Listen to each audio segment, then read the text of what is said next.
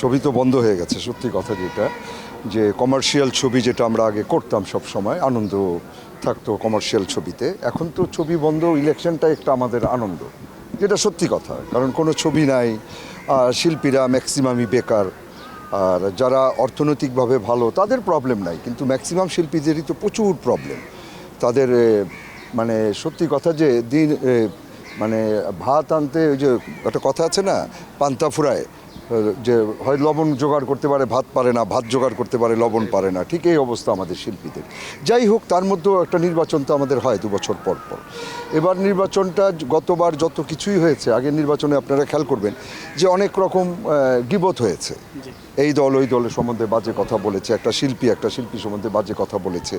এইবার কিন্তু একটা জিনিস খেয়াল করে দেখেন, কেউ কিন্তু কারো সম্বন্ধে কোনো বাজে কথা বলছে না, সবাই সবার সাথে একসাথে মিশে, 2 প্যানেলই একসাথে মিশে ইলেকশন করছে। আমার এটা খুব ভালো লাগছে। আর আমি তো এবার ইলেকশনে দাঁড়াইনি, আর আমি শিবা, শানু এবং জয় প্যানেলকে সাপোর্ট করেছি। আর আমি চাচ্ছি যে জয় এবং শিবা, শানুর প্যানেলটা পাশ করুক, শিল্পীরা সবাই তাদেরকে ভোট দেন। কিন্তু অন্য প্যানেলকে যে আমি কষ্ট দিব তা না, কিন্তু অন্য প্যানেলকে যদি কারো পছন্দ হয়, ভালো লাগে, তারা তাকেও ভোট দিবে। শিল্পীরা কখনোই এতগুলো শিল্পীর কোনো কিছু করতে পারবে না। এটা করতে হলে যেমন মনে করেন আমাদের প্রেসিডেন্ট বা আমাদের যে সেক্রেটারি আছে, তাদের সাথে যদি সরকারের সাথে একটা ভালো সম্পর্ক থাকে, ঠিক তখনই এই শিল্পীদের উন্নয়নটা করতে পারবে। কারণ সরকারের কাছে তো জানাতে হবে যে আমাদের যে শিল্পীগুলো খুব খারাপ অবস্থায় আছে তাদের কি করা যায়।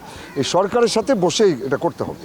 আর সরকারের সাথে যে বসতে পারবে না, তারা যদি ইলেকশনে দাঁড়িয়ে আননেসেসারি শিল্পীদের জন্য কিছুই করতে পারবে না। আর শিল্পী সমিতির কাজ কিন্তু ছবি বানানো না। এটা অনেক সময় শিল্পী সমিতির অনেকে বলে ফেলে যে আমরা 6টা ছবি বানাবো, 10টা ছবি বানাবো, এগুলি ভুয়া কথা। এসব কথা বলা উচিত না। শিল্পীরা খুব মন নরম থাকে, এরা খুব ইমোশনাল থাকে। এসব কথা বললে হয় কি, মনে করে শিল্পী সমিতির থেকে 6টা ছবি বানাবে তার মানে আমি কাজ পাবো। শিল্পী সমিতির থেকে কে ছবিটা বানাবে, এটা কি বললে হবে? ডিপজল বানাতে পারে, ডিপজলের টাকা ছিল, টাকা আছে, নিপুণ পারে, জায়েদ খান পারে। তো কয়জন এরকম আছে, জায়েদ খান বা নিপুণ বা ডিপজল, এটা বললে হবে? আমাদের এখন যারা সেক্রেটারিতে দাঁড়িয়েছে বা প্রেসিডেন্টে দাঁড়িয়েছে, যেমন শিবা, শানু, সে সরকারের কাছে যেতে পারবে, এটা আমার বিশ্বাস, আমার মনে হয়। কারণ সে যেহেতু ওই রাজনীতি দল করে, তো সে যে কোনো মিনিস্টারের কাছে বা প্রধানমন্ত্রীর কাছেও যেতে পারবে। যাওয়ার পর আমাদের শিল্পীদের যে উন্নয়ন যেভাবে করা যায়, সেটা সরকারেরও তো একটা রূপরেখা আছে। সরকারও তো চায় যে শিল্পীদের উন্নতি হোক, এই সিনেমার উন্নতি হোক, সিনেমা হল হোক, এটা সরকারও চায়। তো সরকারের সাথে যদি শিল্পী সমিতি, প্রযোজক সমিতি এবং পরিচালক সমিতি হয়ে একসাথে হয়ে যদি কাজ করে, আমার মনে হয় ভালো কিছু হবে। এবার আসবে কি না এটা আমার একটু সন্দেহ আছে। কেউ হয়তো আসবে, কেউ আসবে না, কারণ এবার অনেক শিল্পী তো ইলেকশনে দাঁড়ায়নি, তাই না? তো এটা বলা যায় না আসলে আসবে কি আসবে না, এটা হলো আনানোর ব্যাপার। যে প্রেসিডেন্ট সেক্রেটারি যারা দাঁড়িয়েছে তারা কিভাবে আনতে পারবে, এটা তাদেরকে আনতে হবে বিদেশ থেকে। কিভাবে আনবে, তাদের সাথে সম্পর্ক কেমন, এটাও ব্যাপার আছে। তারপরে বিদেশে থাকলে হুট করে যে চলে আসতে পারবে তা কিন্তু না। শাবনুরের হয়তো ওই সময় ছিল, ওই সময় সে বাংলাদেশে আসার একটা প্ল্যান ছিল, যার জন্য চলে আসতে পারছে। এবার হয়তো সেই প্ল্যানটা নাই, আর যদি থাকে হয়তো চলে আসবে। আমি এটা 100% বিশ্বাস করি যে এই প্যানেলটা যদি পাশ করে আসে, শিবা, শানু এবং জয়, এরা কিছু করতে পারবে, এটা আমার বিশ্বাস। কারণ এদের মধ্যে ওই যে বিভাজন যে জিনিসগুলো ছিল আগে, শিল্পীদের মধ্যে শিল্পীদের বিভাজন, কেউ বিএনপি, কেউ আওয়ামী লীগ, এই জিনিসটা শিবা, শানু ভেঙে দিয়েছে, জয়ও ভেঙে দিয়েছে, এটা আরমানও ভেঙেছে, মুক্তিও ভেঙেছে।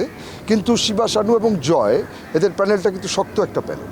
তো এরা যখন ভেঙে দিয়েছে, শিবা, শানু ভেঙেছে, জয় ভেঙেছে, মুক্তিও ভেঙেছে, তারপরে আরমানরাও ভেঙেছে, তো এটা একটা ভালো লক্ষণ না?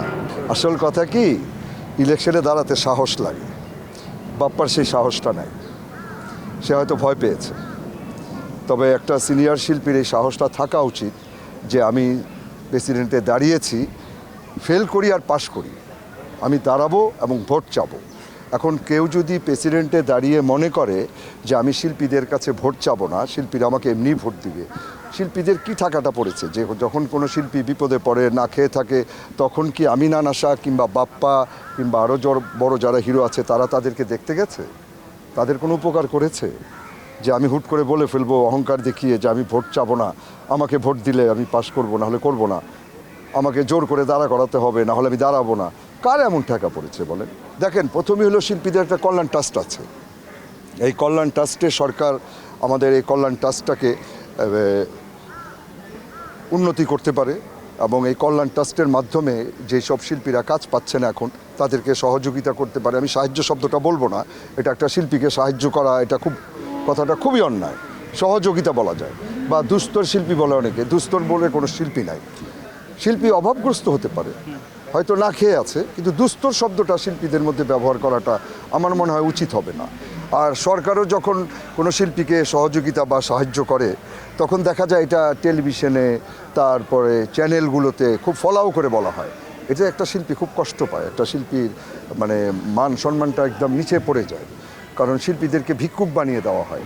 তা আমার মনে হয় কি, শিল্পীদের কি যে সহযোগিতা যদি করতে হয় একটু গোপনে করলে মনে হয় ভালো হয়। কারণ সরকার তো অনেক কিছুই করছে, রাস্তা করছে, ব্রিজ করছে, আরও অনেক কিছু করবে এই সরকার হয়তো, কিন্তু শিল্পীদেরটা একটু গোপনে করলে কি প্রবলেম আছে? আমার তো মনে হয় না।